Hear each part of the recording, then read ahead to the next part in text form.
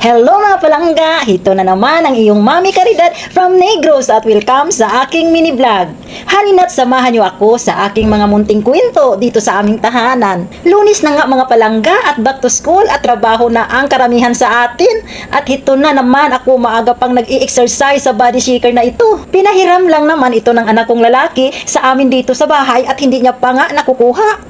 Kaya habang nandito pa susulitin na natin ang paggamit.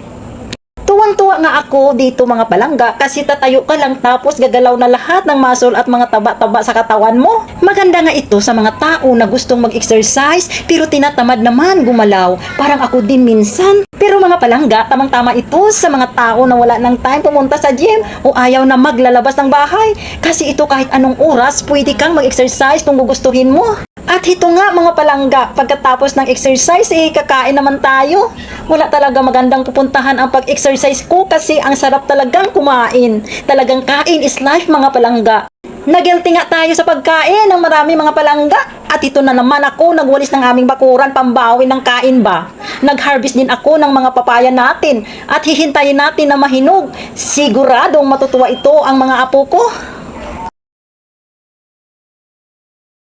Naglalaro nga dyan ang apo ko mga palangga pero pagkatapos niyan ay hinihanda ko na siya papuntang school.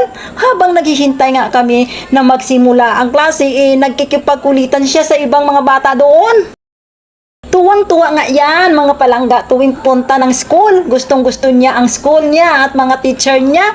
Natutuwa rin siya na may ibang mga bata. Dito kasi sa amin wala kaming kapitbahay at yung kuya niya lang ang kalaro niya dito. Pag-uwi nga namin sa bahay, ay naabutan ko yung isa kong apo na nagluluto ng corned beef. Nakatatapos lang ng klase at gutom na gutom raw siya kaya ayan, nagluto na lang siya ng makakain niya.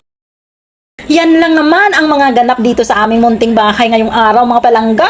Hanggang dito na lang, huwag kalimutang i-like at i-share ang ating video. Lagi nating tandaan na ang tunay na kaligayahan ay hindi nasusukat sa kayamanan o karangyaan kundi sa pagpapahalaga sa simpleng bagay na nagbibigay ng ligaya at kapayapaan sa ating puso. Sa susunod ulit mga palangga at iyon lang, salamat!